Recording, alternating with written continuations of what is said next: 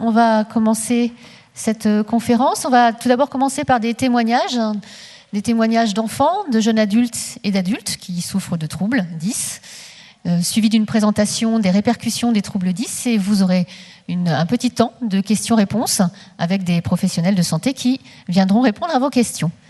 On va commencer par le témoignage, elle se lève déjà, de Cyrine, qui va venir nous rejoindre. Je vous demande de l'applaudir pour l'encourager.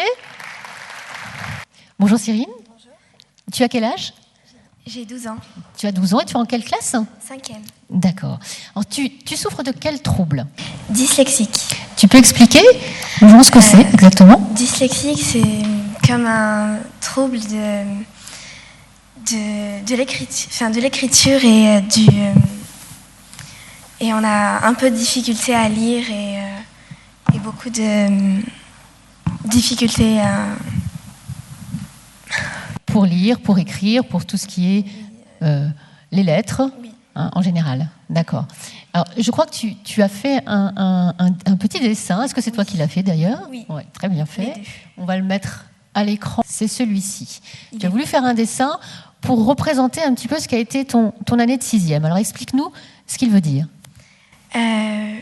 La petite fille qui pleure, en fait, ça me représente parce que j'ai du mal à écrire et il y a beaucoup de choses à écrire dans mon ancien collège.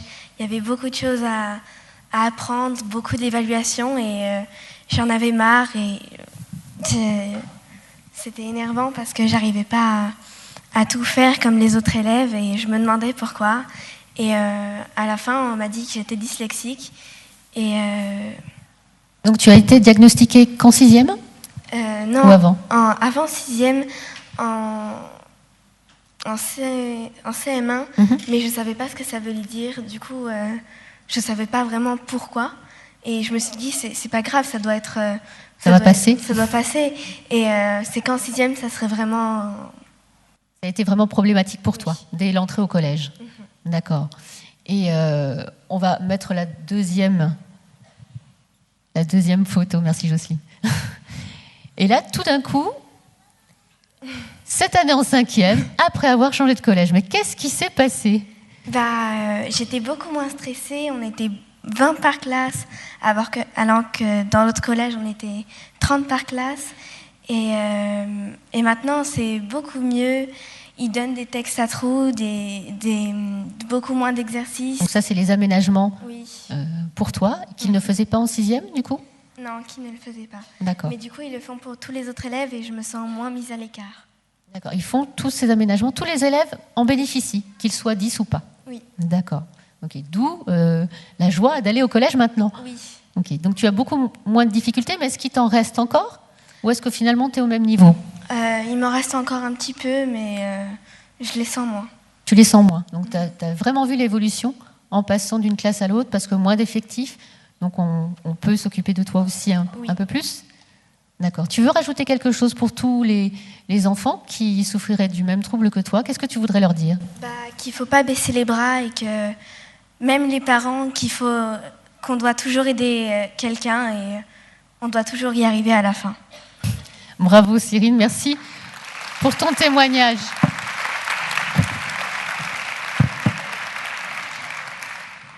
Alors, on va accueillir maintenant Céline. Je ne sais pas où elle se trouve, Céline, qui arrive et qui va en fait témoigner pour quelqu'un qui n'a pas pu venir, qui est malade, qui s'appelle Vanessa et qui est neuropsychologue. Donc, elle va prêter sa voix et lire le témoignage qu'elle nous a envoyé. Merci Céline, on l'applaudit aussi quand même. Donc voilà, témoignage donc d'une jeune adulte. Bonjour. Donc moi je prête juste ma voix en fait, et j'ai le texte qui a été envoyé par SMS ce matin. Donc c'est de Vanessa. J'ai peu de temps, je vais être brève. Diagnostiquée 10 à l'âge de 9 ans, je n'ai compris en quoi consistait la dyslexie que bien plus tard. Mes premières années d'école primaire ont été périlleuses. Je me souviens d'être vue comme une enfant gentille, mais un peu bête, ce à quoi je me suis identifiée. La dyslexie petite, c'était surtout quelque chose d'un peu honteux, qui faisait de moi quelqu'un de moins bien. La dyslexie fait partie de moi, de ma personnalité. Je me suis construite avec ces faiblesses, ce trouble, qui se sont par la suite transformés en une force.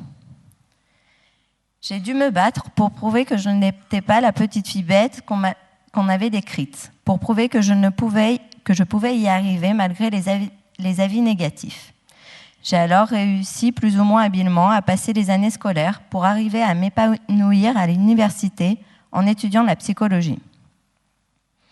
Aujourd'hui, je suis neuropsychologue. Je travaille avec différents professionnels et mon travail est de faire des évaluations dans le but d'aider à proposer des diagnostics de troubles 10. La dyslexie m'aide aujourd'hui, m'aide à mieux comprendre les enfants que je rencontre, m'aide à mieux les écouter, à les aider dans leur scolarité, à expliquer également aux parents le trouble de leurs enfants. Dans mon quotidien, je reste dyslexique sans nul doute. Je lis doucement, je fais encore des erreurs de lecture quand j'essaie d'aller vite, et surtout, je fais encore tellement de fautes d'orthographe. C'est d'ailleurs, je crois, ce qui me reste le plus difficile. J'ai la chance de travailler avec des médecins, dont des collègues qui sont compréhensifs, qui ne me font jamais de remarques et qui me proposent même leur aide pour me relire. Quand il m'arrive d'avoir des retours négatifs sur mes productions écrites, j'arrive maintenant à en sourire, et je me dis que je n'ai plus rien à prouver. Je suis fière de mon parcours, j'aime mon travail et le lien que je peux avoir avec les enfants que je rencontre. Je souhaite à tous les enfants porteurs d'un trouble 10 de pouvoir faire de leur faiblesse une force.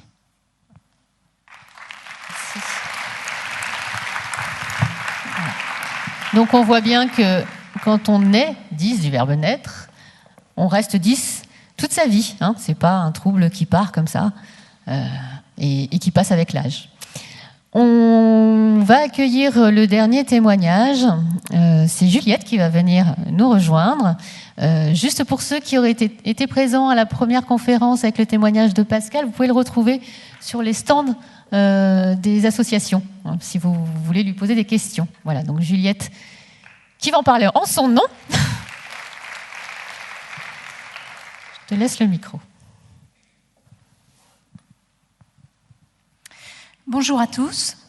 Donc, je suis bénévole associative. J'ai aidé à mettre en place cette journée. Mais oui, si je suis ici, là, maintenant, c'est pour témoigner de mon propre parcours. Donc, je m'appelle Juliette et je voulais témoigner ici de mes 2 naissances. La première fois, c'était en 1969. Je suis née de l'amour de mes parents. À cette époque, quand j'étais petite, je tombais beaucoup. Et on disait que j'étais tête en l'air, que j'avais des membres laxes. J'étais souvent fatiguée, je dormais donc beaucoup. Et on disait que j'étais une marmotte. Quand je suis devenue ado, ça s'est compliqué. J'avais énormément de mal à m'organiser, à ranger ma chambre. Bien des fois, mes parents m'ont menacée de tout jeter par la fenêtre. Le lycée a été un enfer. Je n'arrivais pas à m'organiser. Je ne savais pas comment apprendre. Je n'arrivais pas à me faire des amis, je n'arrivais pas à m'adapter aux us et coutumes d'un établissement de plus de 1200 élèves. Je n'avais pas de talent manuel, j'étais une élève moyenne et malgré mon envie de bien faire, je n'y arrivais pas. Et j'ai continué à tomber, à enchaîner des entorses, des plâtres. J'ai eu du mal à avoir mon bac, puis à trouver ma voie dans les études supérieures. J'ai trouvé malgré tout mon équilibre dans les études supérieures lorsque j'ai pu mener de front travail et cours du soir en m'appuyant sur du matériel informatique. Étais-je un poisson pilote du numérique ? Même si je suis toujours en recherche d'un travail qui me convienne, j'ai bien réussi mes études supérieures. Et puis, j'ai eu la grande joie de fonder une famille et d'avoir 3 merveilleux enfants qui sont tous les 3 avec des troubles 10. Les regarder grandir, les accompagner dans leurs apprentissages et leur quotidien m'a renvoyé à bien des difficultés que j'ai eues petites et que j'ai encore à ce jour. Organisation, une maison bien encombrée, fatigue, je ne peux pas faire plusieurs choses à la fois, lenteur de traitement de l'information, J'ai besoin de temps pour avancer. La planification, difficulté pour m'organiser autour d'un planning, être à l'heure dans les rendez-vous, s'habiller, suivre des recettes de cuisine à la lettre. Que devais-je en conclure? Étais-je bien comme eux, comme mes enfants, ou eux comme moi? Étais-je finalement plus en difficulté qu'en mode fainéantise, tête en l'air, ne sait pas faire, ne se casse pas la tête, manque de rigueur, fait exprès? Pour en avoir le cœur net, j'ai passé des tests, moi aussi, neuropsychologiques et en orthopsie neurovisuelle. Et là, voilà ma deuxième naissance. C'était il y a environ 7 ans. Les tests ont révélé de réelles difficultés d'organisation, de planification, d'automatisation, une lenteur d'exécution, un trouble neurovisuel. Cette deuxième naissance m'a permise de transformer mon bonnet d'âne en un nez de clown, faisant de mes difficultés une force fragile. Si j'avais une conclusion à faire, c'est de croire en ce que vous êtes et non pas en ce que l'on voudrait que vous soyez. Merci.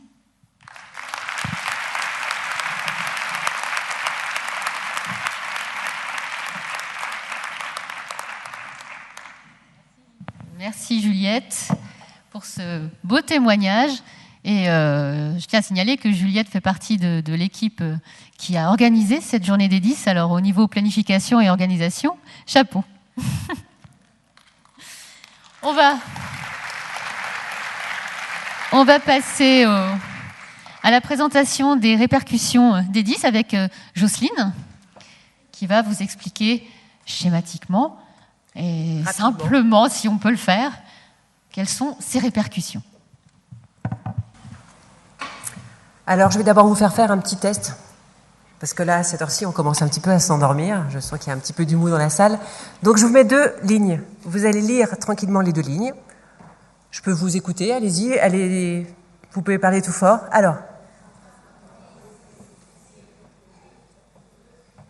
c'est vraiment mou, hein? Ouais, bon, vous arrivez quand même à lire les lignes sans problème, sans difficulté, avec beaucoup de fluidité. D'accord? Est-ce que vous remarquez quelque chose dans ces 2 lignes? Voilà, le B ressemble au 13. Alors vous, ça ne vous a posé aucune difficulté, parce que le B, vous l'avez bien vu qu'il était dans une ligne de lettres, et le 13 était dans une ligne de chiffres. Donc, logiquement, vous avez lu fluide, vous avez automatisé, et votre pensée était fluide.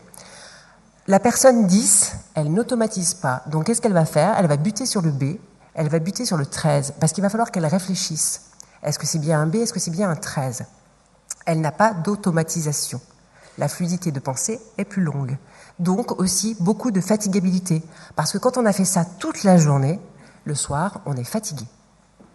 Alors, un autre petit test. Alors, avec votre pied, vous faites des ronds dans le sens des aiguilles d'une montre. Avec votre main, vous levez votre main et vous essayez de faire un 6 en partant par le haut. D'accord? Et alors? J'aimerais bien savoir si quelqu'un y arrive. Comment ça, 1 sur 2? C'est déjà pas mal, ça. Je suis pas sûre. Voilà, c'est aussi un petit test pour vous montrer que votre cerveau ne fait pas toujours ce que vous voulez. D'accord? Donc, lorsqu'une personne a un trouble 10, il y a beaucoup de choses qu'elle aimerait faire comme les autres, mais elle ne peut pas. Donc, elle va passer par d'autres chemins de contournement, mais elle ne peut pas. Donc, votre cerveau est une machine infernale, et parfois, vous ne pouvez pas faire exactement ce que vous voulez. Là, vous étiez dans la situation d'un 10 qui aimerait bien faire, mais qui ne peut pas. Voilà, donc tout ça pour vous parler du... Ah oui, il y a une petite lecture, pardon, excusez-moi, j'avais oublié. Un autre test, allez, un 3e. Je vous mets un texte, vous allez le lire. C'est un texte qui est du niveau de CM1. Vous lisez le texte et je vous demande de répondre à la question, s'il vous plaît. Et puis je vous aimerais bien que vous répondiez rapidement, parce que c'est chronométré, on a 5-10 minutes pour le faire, et on se dépêche. Je vous mets pas la pression, je vous mets pas le stress, je vous parle pas en même temps, je vous énerve. Mais alors, qu'est-ce que vous faites? Mais vous auriez déjà dû répondre. Alors? Vous n'avez pas répondu à la question. Bon, allez, on arrête la torture. Je vous mets le texte. Voilà, c'est aussi la situation d'un 10. C'est compliqué. Compliqué pour lire, parce que fluidité n'existe pas, automatisation Certainement pas. Donc il va réfléchir beaucoup, il y met beaucoup d'énergie pour arriver à lire ce texte. Donc il y a une question, effectivement, une toute petite question toute simple, mais lui, il y passe beaucoup d'énergie, parce qu'il n'automatise pas. Voilà, c'était juste un petit peu pour vous mettre dans la situation d'un 10. Maintenant, on va voir de façon un petit peu sérieuse ce qu'il en est au niveau des répercussions. Alors vous savez que le cerveau, c'est un engin formidable. Il représente 2% de notre poids et pourtant, il consomme 20 à 30% de notre énergie. Il est constitué d'environ 100 milliards de neurones et chaque neurone est capable d'établir 10 millions de connexions. Donc ça fait un nombre de connexions potentielles qui est de 1 million de milliards. C'est énorme. En plus, ces connexions ne sont pas fixes. Elles bougent, elles se font, elles se défont sans arrêt. Donc je vous laisse imaginer le nombre de connexions qui s'est passé depuis le temps que je vous parle, sans vous parler depuis ce matin ou même depuis une année. Voilà, les nombreuses régions du cerveau sont reliées entre elles par environ 160 000 kilomètres de fibres, je crois qu'on appelle ça, de la matière blanche. Ça représente 4 fois le tour de la France. Voilà, c'est juste pour vous dire que c'est un engin énorme. C'est un système électrique, chimique, magnétique, c'est un système extraordinaire. Et ce système, il est en perpétuelle reconfiguration. Il est capable de se modifier par des apprentissages, et c'est ce qu'on appelle la plasticité cérébrale. Donc nos enfants 10, au lieu de passer par le petit chemin classique que tout le monde a, avec cette plasticité cérébrale, va passer par un autre petit chemin. Donc avec la rééducation, il va arriver, l'enfant, à un résultat, mais avec, toujours pareil, beaucoup plus de lenteur. Donc le cerveau n'est pas un tout, comme on le voit sur la diapo. Il est composé d'une mosaïque de régions, et si l'une d'entre elles dysfonctionne, on peut avoir alors une difficulté dans une tâche particulière, tout en étant très pertinent dans les autres tâches. Donc c'est très déroutant. Pourquoi est-ce que je n'arrive pas à faire un calcul alors que je suis très bon dans ma rédaction ? C'est compliqué de comprendre pour un enfant, un jeune, un adulte, que sur certaines fonctions cognitives, il va être performant et sur d'autres, c'est très compliqué pour lui. Alors, au niveau du parcours, je pensais qu'on l'avait passé, il y a plusieurs choses, plusieurs paragraphes, d'accord ? Alors, je suis désolée parce que du coup, je l'avais pas celle-là. Oui, non, c'était simplement, ça reprend ce que je vous disais tout à l'heure. Tout à l'heure, on a la structure du cerveau, d'accord ? Et on a plusieurs zones dans le cerveau. On va avoir le lobe frontal, on va avoir le lobe pariétal, occipital, le cervelet. Tout ça pour dire que chaque partie du cerveau a une fonction cognitive. Par exemple, le lobe frontal, je ne vais pas dire trop de bêtises, mais il va prendre tout ce qui est stratégie et motricité. Le cervelet, ça sera plus l'équilibre et la coordination. D'accord ? Donc on va piocher dans tout ça. On va piocher dans ces fonctions cognitives. Qu'est-ce que c'est qu'une fonction cognitive ? C'est toutes ces fonctions cérébrales qu'on a dans la tête qui se connectent, qui travaillent ensemble et qui traitent l'exécution. Donc quand on a un problème dans une de ces parties, donc ça suit le schéma, on va avoir un problème pour traiter une information. Si on a un problème pour traiter une information, on va avoir un problème au niveau de l'apprentissage scolaire, forcément, puisqu'on détecte en général cela au moment où les enfants rentrent dans l'apprentissage. Et après, ça a des répercussions sur, comme on va le voir tout à l'heure, sur la vie sociale, sur plein de choses. Donc voilà, on a des zones qui sont plus ou moins touchées. C'est une ou deux fonctions cognitives spécifiques qui vont ensuite entraîner des troubles dans les apprentissages et qui, après, se répercutent sur la vie. Dans une société, donc, on a besoin de communiquer, on a besoin de lire, on a besoin d'écrire, on a besoin de compter et on a besoin d'être réactif. Ce sont des éléments qui sont compliqués pour la personne 10. Donc, elle va avoir des difficultés de compréhension, des difficultés de transcription, des difficultés de rédaction. Elle ne va pas pouvoir forcément orthographier correctement ce qu'elle écrit. Donc, tout ça, c'est de la lenteur, c'est de la fatigabilité, tout ça dû par le manque d'automatisation. Les retentissements, forcément, un enfant 10, il a besoin de plus de temps. Pourquoi ? Enfin, un enfant, un jeune, un adulte. J'ai toujours tendance à dire enfant, mais tous les porteurs de 10 vont avoir besoin de plus de temps. Pourquoi ? Parce qu'ils sont toujours mobilisés à rechercher des stratégies pour contourner leurs difficultés. Ils doivent se contrôler en permanence. De ce fait, ils font plus d'efforts. Ils ont tendance à se fatiguer plus vite. En outre, leur tension mentale s'accroît fortement quand ils sont en situation de double tâche, de stress. Ils demandent plus d'attention, ils sont privés des automatismes, on l'a vu tout à l'heure, d'accord ? Donc ils trouvent des difficultés dans les situations d'urgence, quand c'est quelque chose de nouveau, c'est compliqué. Ils ont besoin toujours d'un laps de temps pour faire les choses, c'est ce que disait Juliette, encore adulte, elle a besoin de temps.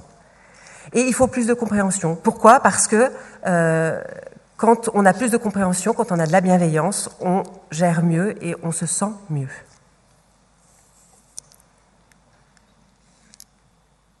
Donc ça peut être, les troubles 10, vous l'aurez deviné, soit un cercle vicieux, soit un cercle heureux. Le cercle vicieux, on revient dessus. Lorsqu'on fait une... Là, vous avez le cas de 2 copies. C'est la même personne, je crois qu'elle était en première S, qui a d'abord fait un devoir sur une matière qui n'était absolument pas aménagée. Donc il y a eu beaucoup de stress, il y a eu mauvaise écriture, pas possible de gérer ce qu'il en était et de faire en sorte que l'examen se passe correctement. Vous le verrez, hein, l'écriture est très vilaine, il y a plein de fautes, et en plus, elle a des commentaires désobligeants. La deuxième matière, c'était 5 ou 6 jours après, avec une matière où l'enseignant aménageait. Elle lui donnait ses cours à l'amont sur une clé USB, elle avait le temps de travailler cette matière. Elle n'avait pas de stress parce qu'elle savait que l'enseignante était bienveillante. Donc là, vous avez une écriture beaucoup plus fluide et vous avez un résultat nettement meilleur. Donc tout ça pour dire que soit les troubles 10, c'est un cercle vicieux.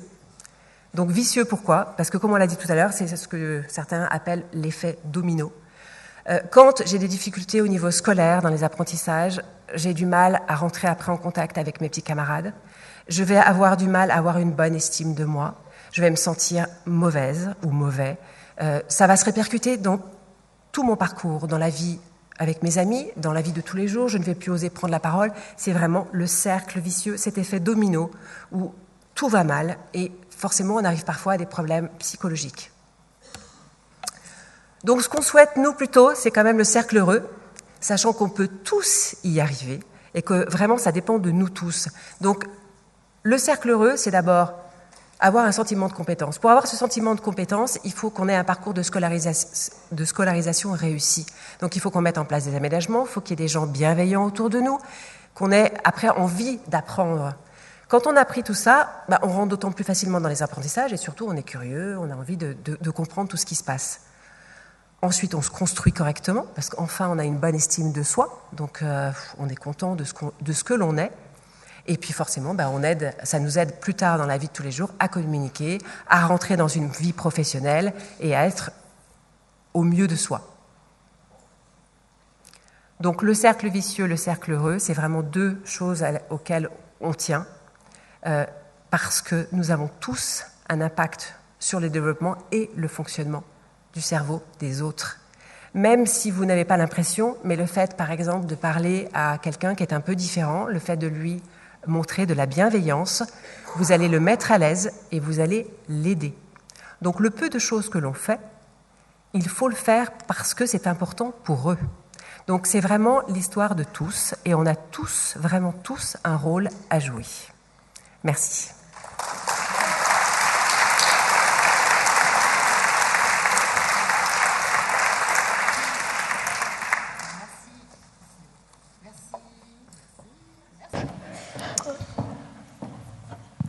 Bonjour, donc juste pour présenter un peu notre équipe, donc Madame Taulier qui représente le réseau 10 sur 10, et puis l'équipe 10 Audiologie, qui est la composante du centre de référence des troubles d'apprentissage à l'hôpital Femmes-Mères-Enfants, qui réalise les diagnostics des troubles spécifiques du langage. Donc nous sommes l'unité qui prenons en charge les enfants dyslexiques et dysphasiques.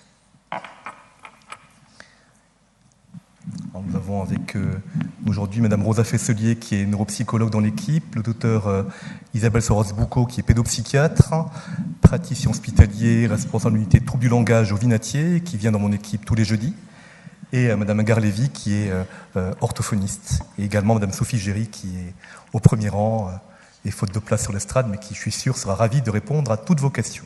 Alors profitez-en pour cet après-midi et ce temps d'échange en interaction avec les professionnels. Ah oui, et puis moi-même, je suis ORL audiologiste et je dirige l'équipe 10 Audiologie à l'HFM. Oui, allez-y, madame. Bonjour, madame. Non, c'est pas ça. C'est bon. J'ai entendu parler de posturologues qui pouvaient avoir un effet sur la dyslexie. Donc c'est un ophtalmo qui m'en a parlé dans le sud de la France. Et donc je suis en recherche d'informations là-dessus parce que faire un bilan complet sur à la fois les yeux, les pieds, podologue, les oreilles, etc. Donc j'aimerais en savoir plus. Et sur Lyon, je n'ai pas trouvé, en tapant posturologue sur Lyon, ça ne semble pas être... Non, il y a sur Lyon des kinésithérapeutes vestibulaires qui prennent en charge les troubles de l'équilibre et de posture de l'enfant, en lien soit avec des troubles neuromoteurs, des dégénérescences cérébelleuses, ou bien des troubles de l'oreille interne, en particulier du vestibule. Alors, si j'ai bien compris votre question, madame, vous faites référence donc au port de semelles orthopédiques, c'est ça, qui, couplé à une rééducation ophtalmologique avec des prismes, pourrait avoir un effet sur la dyslexie, c'est bien ça ? On appuie sur le micro, c'est bon, voilà. Je ne sais pas exactement. J'ai entendu parler d'un bilan complet qui pourrait déterminer, enfin vérifier s'il y a des troubles associés, enfin qui ont pour effet il y a un effet positif sur la dyslexie. Oui, donc je suis en recherche de quelqu'un qui ferait ce bilan, que ce soit au niveau des yeux, des oreilles, effectivement des semelles orthopédiques ou de la posture. Donc pour les oreilles, votre serviteur est au pupitre et Madame Lévy va vous répondre par rapport à la question concernant le bilan neurovisuel. Oui. Alors, ça m'est un peu difficile de me prononcer sur cette méthode-là parce que nous n'avons pas assez d'études scientifiques concernant l'apport des semelles dans les chaussures et des prismes sur les yeux. Ce qui, moi, me gêne dans cette optique, c'est que tous les enfants qui ont des prismes et des semelles sont également suivis en orthophonie. Donc, où est la part de la rééducation orthophonique qui est indéniable et de l'autre côté, la part des semelles et des prismes. Mais on a peut-être dans l'audience des gens, vous vouliez intervenir ? Oui. Bonjour. Voilà, moi je suis maman de Noémie qui a 2 ans et donc qui est dyslexique et dysorthographie sévère. Et donc pour répondre à la question de la dame, dernièrement je suis passée par un bilan de posturologie parce qu'elle a une déficience posturale. Donc effectivement elle est équipée de semelles orthopédiques avec des prismes, semelles orthopédiques, prismes, exercices de respiration et orthophonie. Donc pour répondre à la dame, il y a un cabinet spécialisé dans ce genre de traitement à l'Arbrel qui regroupe une orthoptiste, podologue et donc ophtalmo. Donc voilà, donc c'est vrai que c'est un petit peu récent. Donc, alors c'est vrai qu'il n'y a pas assez de recul, mais bon, on essaye de les aider par tous les moyens. À savoir que la durée du traitement c'est minimum 6 mois et maximum 2 ans.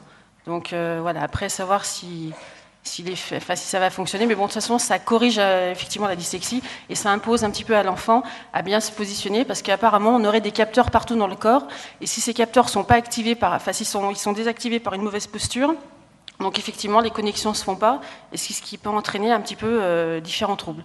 Donc après, c'est à essayer, voilà, parce que bon, on essaye tout. Tout à fait, madame. Donc, effectivement, d'un point de vue physiopathologique, le système donc de l'équilibre permet deux choses. D'une part, il est situé dans une partie de l'oreille interne qu'on appelle le vestibule, lui-même connecté au système oculomoteur, le mouvement des yeux, et l'ensemble est géré par le cervelet. Et ce système, d'un point de vue physiologique, permet à 2 fonctions.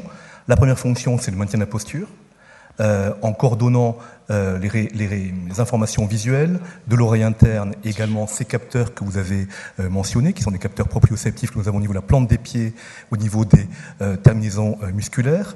Et deuxièmement, ce système d'équilibration, sa deuxième fonction est la stabilisation du regard.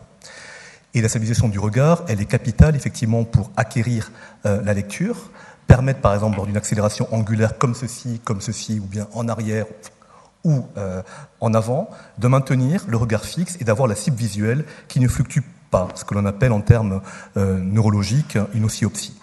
Donc effectivement, d'un point de vue physiopathologique, il y a un lien indéniable entre systèmes visuels, vestibulaires et posturaux.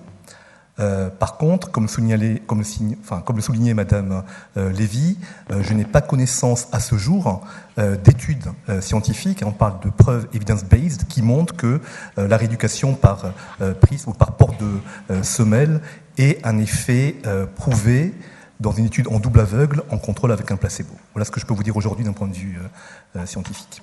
Nous avons aussi par ailleurs parlé des difficultés des enfants dyslexiques à gérer plusieurs choses à la fois.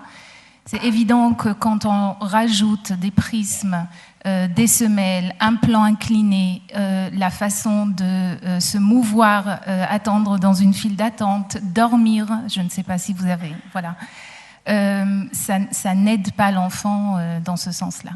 Alors, nous avons présenté notre étude tout à l'heure de ce qui se passe sur les tests auditifs que nous faisons avec des enfants entraînés versus des enfants non entraînés pour montrer effectivement l'apport de la méthode. La méthode du Dr Kersia n'a pas fait l'objet d'études avec ou sans prisme. Donc on ne sait pas quel est l'apport des prismes et des semelles dans les chaussures. Et à nouveau, tous les enfants qui sont porteurs de prismes et de semelles sont en parallèle suivis en orthophonie. Donc, j'attends une étude de sans orthophonie, prisme, semelle, plan incliné, etc., versus avec orthophonie prisme, versus orthophonie pure. Voilà. Et la méthode n'est pas récente, ça fait bien 15 ans. À ce jour, pas d'études scientifiques publiées. Voilà. Extrêmement onéreuse par ailleurs. S'il vous plaît, à partir du moment où des parents se posent une question relativement à des choses, des difficultés particulières qu'ils reconnaissent chez leur enfant en début d'école ou à un repérage effectué par un enseignant, quel est d'après vous le schéma de détection d'orientation des enfants en situation de trouble à partir du moment où on les détecte? Que doivent faire les parents à partir du moment où ils ont un doute? Que doivent faire les enseignants à partir du moment où ils ont un doute? Est-ce que vous pourriez, s'il vous plaît, rentrer dans le détail de tout ce schéma d'orientation, de prise en charge, et si possible gratuite pour tous les parents pour lesquels la perspective de dépenser beaucoup pose vraiment question? Bonjour monsieur, donc on va être tout à fait heureux de répondre à votre question qui, je crois, touche au parcours de santé. Est-ce que le Dr Suarez-Bucco souhaite détailler?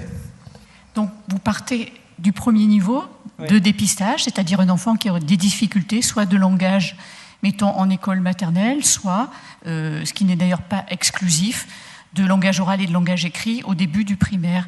En principe, ses parents et son instituteur qui s'en aperçoivent doivent logiquement en parler au médecin scolaire qui est, si je ne m'abuse, la cheville ouvrière de la mise en place des aides qui vont pouvoir être faites dans l'éducation nationale. Donc le médecin scolaire va, je pense, enfin ça c'est vraiment du premier niveau, hein, on va dire pour un trouble simple, faire en sorte que soit prescrit, parce que lui ne peut pas être prescripteur, une rééducation, déjà un examen de l'audition, j'ai envie de dire standard, un examen visuel standard et une rééducation orthophonique. Le tout en lien avec l'enseignant, ça c'est le premier niveau, si mes collègues veulent. Voilà. Après, dans beaucoup de cas, cette situation-là suffit à améliorer les choses, voire même à les faire rentrer dans l'ordre. Si cela ne suffit pas, à ce moment-là, on peut passer à des consultations plus spécialisées. Mais ce qu'il faut comprendre, c'est que tout le monde ne va pas, tous les enfants 10 ne vont pas avoir besoin de ces consultations spécialisées. Aussi pour la simple raison qu'il y a des degrés de gravité différents dans les troubles 10. On a des troubles du langage oral plus ou moins sévères et on a des dyslexies également plus ou moins sévères. On a des gens qui vont avoir des troubles associés à leurs troubles du langage oral ou écrit, et d'autres non.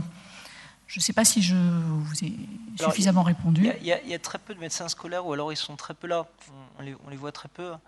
Est-ce qu'il y a un autre biais, une autre façon, est-ce que les parents parlent généralistes? Alors j'ai donné la parole à Madame Marie-Claire Taulier qui est fait partie donc coordinatrice du réseau 10 sur 10 et je pense qu'elle pourra vous apporter un éclairage tout à fait intéressant.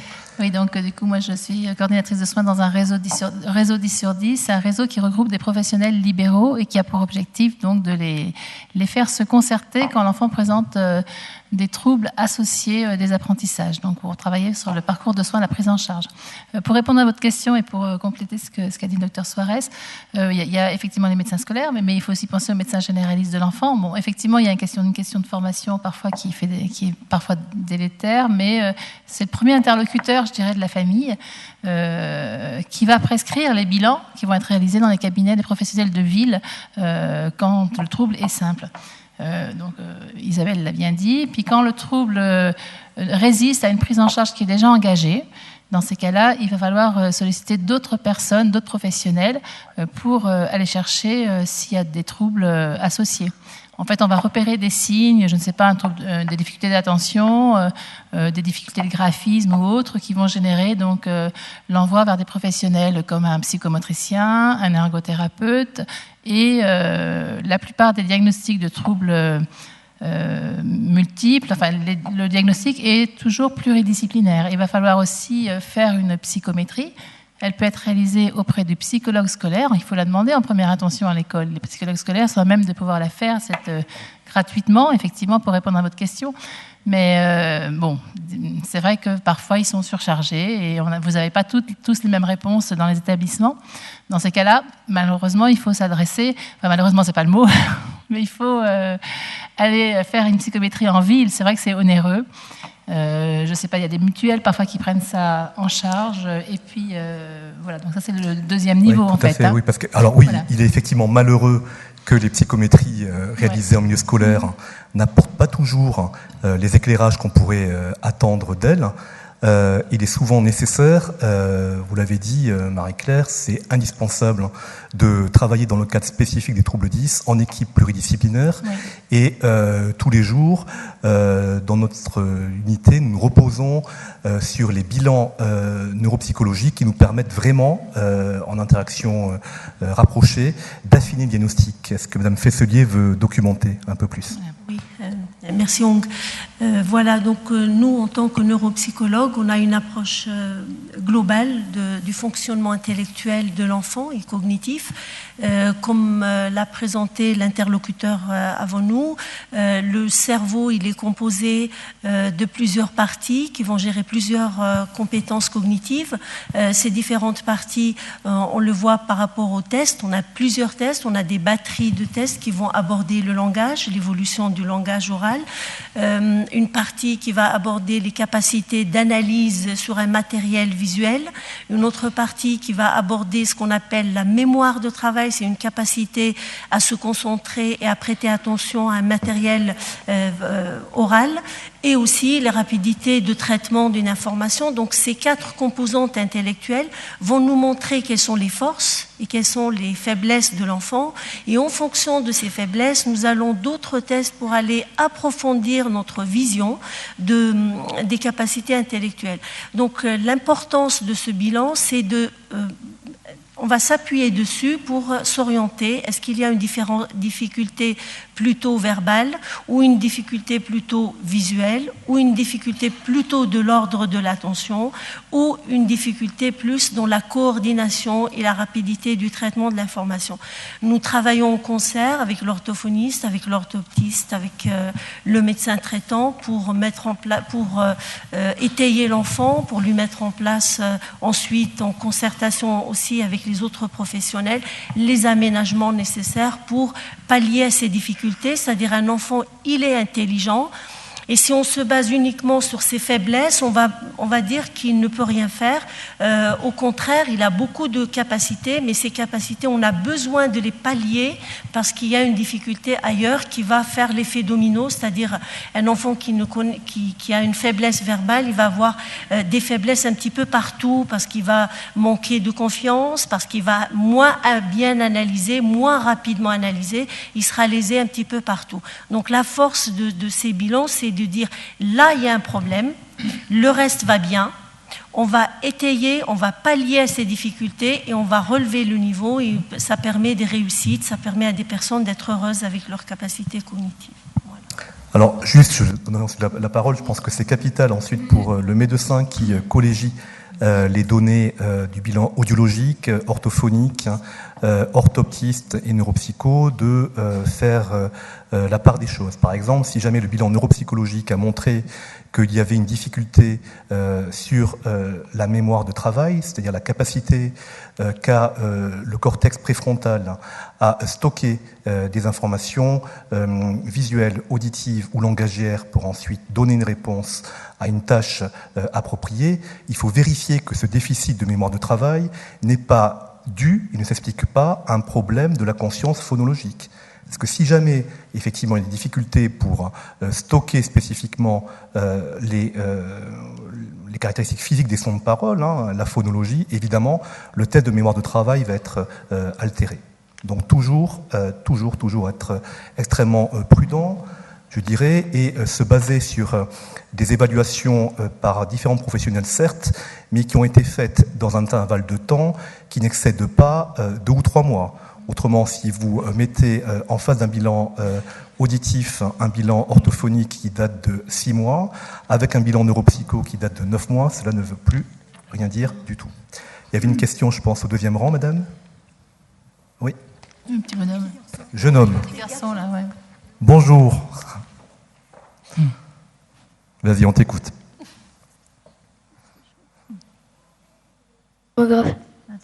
C'est bien Comment entendu. c'est qu'on est dysmographique? J'ai pas entendu. Comment on est dysmographique? Ah oui. Dysorthographique. Dystographique. Quelle difficulté tu as? C'est quoi les difficultés qui se présentent à toi? Donc on est en train de faire des bilans en fait neuro. Il vient de faire orthoptiste, ergothérapeute aussi. Il est suivi par une orthophoniste.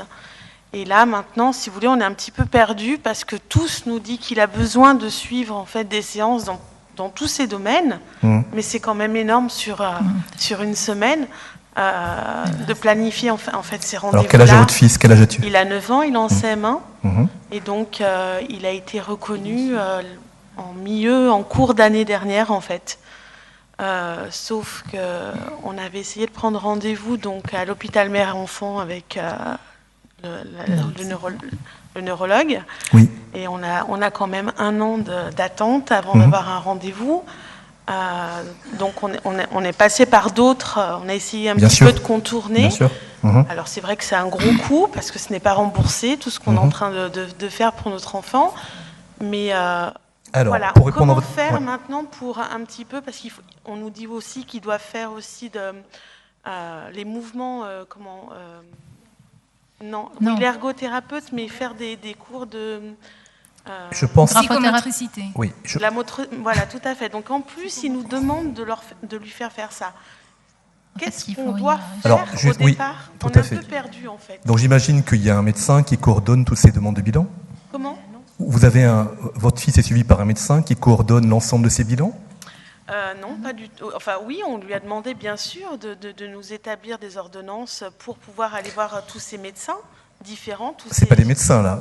Là vous parlez de professionnels, donc oui, de paramédicaux. Le voilà. neurologue, l'orthophoniste, l'orthoptiste, l'ergothérapeute. Et là maintenant, on nous demande qu'il aille aussi faire des cours de psychomotricité. De psychomotricité. Maintenant, nous, on ne sait plus du tout en fait. Parce qu'on ne peut pas tout mettre dans une semaine. Le docteur Sorez-Boucault souhaite vous répondre, madame. Oui, j'ai envie de poser la même question que Hung Taïwan. Est-ce qu'il y a un pilote dans l'avion? C'est-à-dire, est-ce qu'il y a un médecin, quelle que soit sa spécialité, qui orchestre tout ça? Parce que sinon, on arrive dans la situation où se trouvent malheureusement beaucoup de familles. Alors bon, il y a ce que vous disiez, le préjudice psychologique, mais aussi financier, exactement ce que vous décrivez. Vous ne savez pas quelle rééducation privilégier. Est-ce qu'il vaut mieux faire ceci ou cela?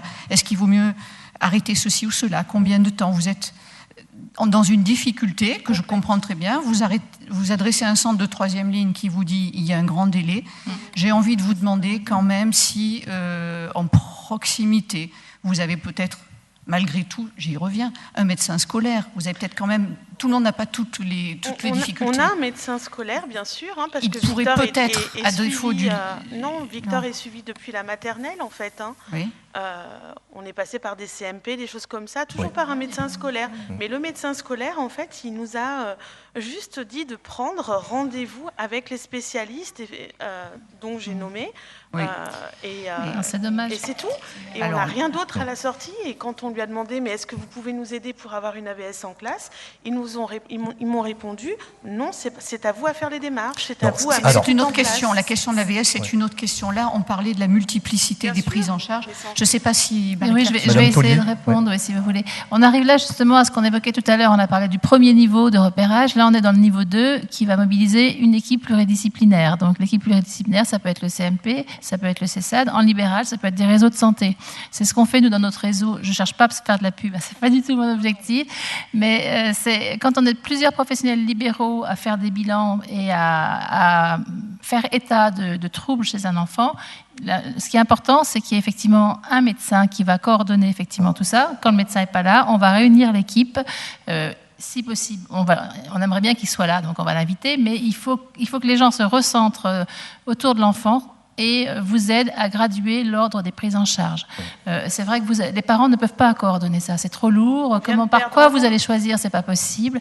Et il faut, je dirais, peut-être initier cette rencontre des professionnels quand on peut pas intégrer le réseau de santé, parce qu'effectivement on est comme à l'hôpital, hein, on a des quotas, on a des nombres de places un peu limités, mais je pense qu'il y a des zones de proximité où les professionnels sont engagés dans un travail en fait de concertation. Donc il faudrait essayer à les faire se rencontrer en fait pour qu'ils tous les corps ceux qui ont vu, enfin de manière utopique, parce que c'est ce qu'on fait nous en fait dans le réseau, on œuvre pour que cette concertation se fasse. Mais quand les enfants ne peuvent pas tous intégrer des dispositifs de coordination, ça peut se faire sur le terrain. Les professionnels se contactent et ensemble ils vont décider quelle est la priorisation des soins à mettre en place. On va commencer par un travail, mais on ne met pas tout en même temps. C'est absolument néfaste pour ces enfants qui ont des gros troubles d'apprentissage. Et puis, c'est vrai que le lien avec moi, je trouve que c'est important de faire le lien avec le médecin de l'enfant. Oui, donc à vous entendre, madame, effectivement, votre fils n'est pas rentré dans un parcours de soins. Voilà, c'est la première chose à faire, effectivement. C'est ça, c'est-à-dire contacter un réseau, un centre de référence qui pourra déjà, un pédiatre, nous orienter votre fils, que nous puissions ensuite décrire le dossier, l'instruire, oui, avec différents éléments. Il est évident qu'un enfant de 9 ans ne peut pas bénéficier de plus de 3 prises en charge hebdomadaires. C'est le bon sens qui nous le dit. Il faut prioriser les prises en charge et voilà, je pense que... Et après, si besoin, constituer un dossier, comme je le disais, et voir, n'est-ce pas, Madame Lévy, s'il y a lieu ou pas... Voilà, l'AVS, c'est autre chose après. C'est-à-dire qu'une fois que nous aurons en main le dossier de l'enfant, nous pouvons grader les différentes prises en charge nécessaires, savoir s'il faut passer par 1, 2 ou 3 éventuellement maximum prises en charge, voir si l'orientation scolaire est la bonne, et vous aider éventuellement devant la MDPH à faire des demandes spécifiques. Mais là, votre fils, il n'est pas là, à vous entendre, votre fils, il n'est pas du tout dans le... Mais on l'a eu tout ça avec le CMP, il a eu quand même une AVS pendant 2 ans, et le CMP nous a dit maintenant, donc l'année dernière, on va... Enfin, je vous ennuie peut-être, je ne sais pas. Non. Mais on peut se voir... Je veux juste intervenir, s'il vous plaît. C'est un problème récurrent avec les CMP, et donc le on ne va problème, pas se prononcer là-dessus. si vous voulez... Non, mais... Excusez-moi, madame, oui. Vous pourrez continuer la discussion après avec les professionnels sans aucun problème. Oui. Je préfère pas qu'on cible sur un problème privé. Là, c'est plus général. Je vais demander mais madame, effectivement, pointe un problème qui est un réel problème. Tout à fait. On va prendre une dernière question parce qu'il y a une autre conférence juste derrière. Je veux juste dire que l'AVS, c'est un choix de l'école. Ce n'est pas un choix des professionnels de santé en libéral, du CMP ou du médecin. Même les orthophonistes en libéral n'ont pas à se prononcer sur la présence ou l'absence d'une AVS. vous verrez l'équipe de la MDPH un peu plus haut dans l'allée centrale. Une AVS, la demande d'une AVS doit être motivée uniquement par l'école. Donc, écoutez, quand on a des équipes pluridisciplinaires à la MDPH, l'orthophoniste peut effectivement se prononcer sur le trouble de l'enfant, mais l'AVS n'est présente qu'à l'école. Donc, c'est une aide humaine pour l'enfant à l'école, et non à la maison, et non à côté de l'orthophoniste. Donc, c'est quelque chose qui doit être motivé par l'école. Madame, ça veut dire que si votre dossier a été rejeté, c'est que ça n'a pas été assez motivé par l'école. Oui, mais surtout l'école.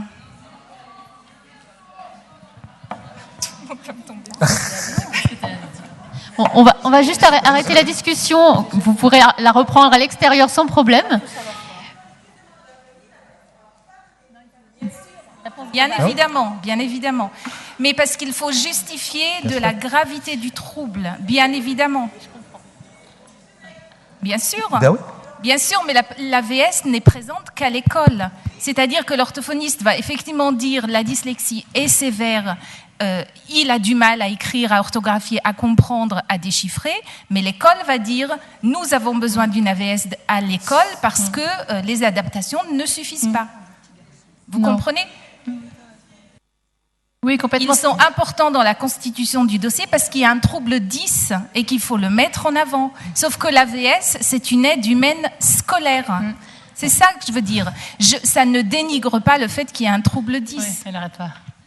On arrête là, je suis désolée, mais on ne peut pas aller plus loin. Je prends une dernière question au fond, parce que ça fait longtemps que cette dame lève la main, et on arrêtera après vous. Ah, monsieur, bon. Oui, bonjour. Je voudrais savoir s'il y a une corrélation entre les troubles du sommeil et les troubles dyslexiques. Enfin, ou la dyslexie, pardon. Alors, il se trouve qu'il y a beaucoup de spécialistes invités à cette journée, mais ma collègue, qui est le professeur Patricia Franco, qui est déjà une unité de sommeil, justement, de l'enfant à la HFME, n'est pas là. Mais oui, il y a une corrélation, me semble-t-il. Je ne suis pas un spécialiste du sommeil, mais de l'audition. Et en tout cas, lorsque nous recueillons ces difficultés, par exemple, d'endormissement de l'enfant, nous demandons à nos collègues spécialistes leur avis. Mais il vaudrait mieux la contacter, à mon avis. D'accord, je vais prendre. Vous pouvez me répéter le nom, s'il vous plaît ? Oui, Patricia Franco. On va vous donner et il y a également, des coordonnées. dans son service à l'HFME, un groupe qui travaille sur cette question, et en particulier l'aspect multidis, et des neuropsychologues qui travaillent avec elle. Donc sa mère-enfant, c'est ça ? Sa mère-enfant à Bron, oui. D'accord, merci. Je vais vous demander de remercier toutes ces personnes qui ont bien voulu répondre à vos questions. Oui. Vous pouvez les retrouver à l'extérieur, sans problème. Je pense que vous restez encore, il me semble. Et je vais juste vous signaler qu'il y a un livret qui développe en détail tous les troubles 10, comment faire quand on est parent et qu'on ne sait pas vraiment les démarches à suivre. Tout est là. Il est vendu 5 €. C'est à l'extérieur. Vous pourrez le trouver. Et c'est une petite bible pour les enfants. Vous avez tous les niveaux des diagnostics. Justement, c'est intéressant pour répondre au niveau de démarche diagnostique. Parce qu'on n'a pas parlé du niveau 3 et le centre référent, il est important au niveau 3. Vous ne l'avez pas dit. Voilà. Si vous voulez poser d'autres questions, il faudra venir à la 3e conférence qui va débuter dans peu de temps, où vous pourrez, à la fin de la conférence, poser encore vos questions. Merci. Bonne continuation, bonne journée à tous et à toutes.